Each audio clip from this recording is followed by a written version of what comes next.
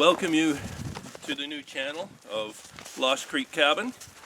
Lost Creek Cabin is going to be, to a large degree, a continuation of the previous channel, Hunt Shack Wilderness Experience.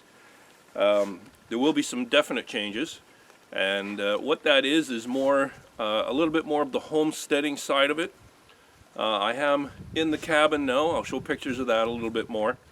Full-time, and I have been since about well, end of May, I guess it is, so quite a while, most of the summer and all winter so far, and my intention is, of course, to stay here. So what I'm going to do, in addition to the gardening, you've seen some of that already, we're going to show you a little bit more of what it actually takes to live out here like this on an off-grid homestead. The Hunt Shack channel basically was something that anybody could do, even if you were living in a town or whatever, and you could just go out and do it. This is a little bit more in-depth on what it takes to be day-to-day, and the fact that, you know, you can't just go home and turn on a switch there for convenience after you've left here. I'll go in another time to what happened to the Hunt Shack channel. I won't go into that today, but maybe in a couple more episodes I'll get around to that. I don't really know exactly what happened to it, but I'll give you the best information I can. Now, this woodshed is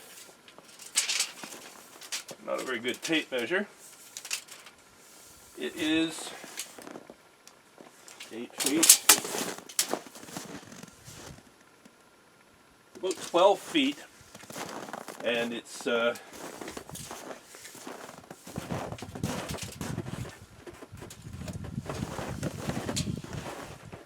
7 feet to the inside of this post.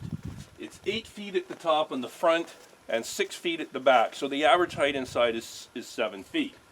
So basically it's 7 feet high, 7 feet deep, and 12 feet wide.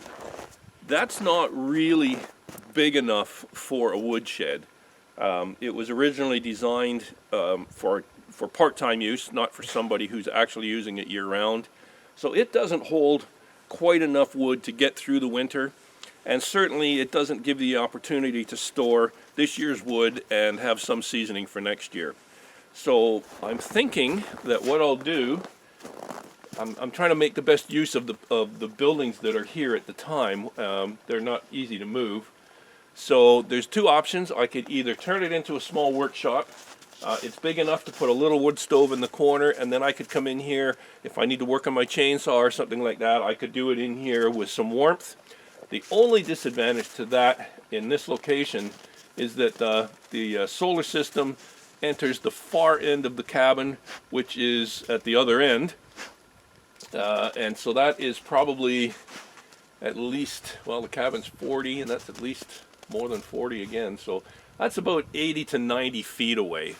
So that would mean I'd have to run an electrical wire, probably just trench it into the ground, probably close to 100 feet, basically, to get, you know, even just a light in here or to be able to use any power tool. So not necessarily the best thing. I could bring a generator over here and run that anytime I wanted to use a bigger tool, but, you know, that's an option. The other alternative, and it's certainly more than overbuilt, to say the least, but it could also be a chicken coop. I have ordered some chickens, so the decision here is to what to actually turn this into to make the most value out of it. And like I said, it's just so overbuilt for a chicken coop, and it's not a bad size for a small workshop. So all I'd have to do, the back, as you can see, is closed in. I don't know if you can see it because of the shadow. So I could get some rough sawn boards, close in the front, and have a really sturdy building.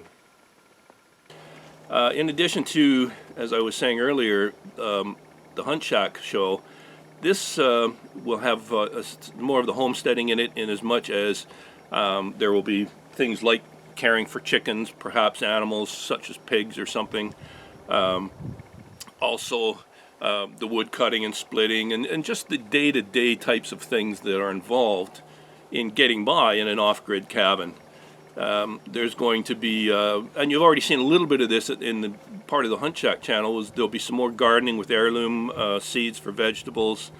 So I think it's just going to broaden the message that I'm trying to get out is that, you know, these things can still be done. It's a beautiful place to be. It's kind of a nice lifestyle, and there's not really any reason why anybody can't do something like this. But you got to be physically fit, for one thing, and you know, you have to want to do this and be prepared to give up a little bit, because you know, there are times, even for myself, where it would be nice to just, you know, you're tired and it's dark and you walk in the cabin, and it'd be nice to be able to flick a switch and just have you know, hot coffee or lights or whatever the case may be. And with the solar, I can do that to a very small degree, but it's extremely limited. So if, I hope you're enjoying the idea of what's coming along. I certainly hope to see you in the future to follow along with what we're doing, and I'll keep it as interesting and as informative as I can. Everybody have a great day. We'll see you all down the trail.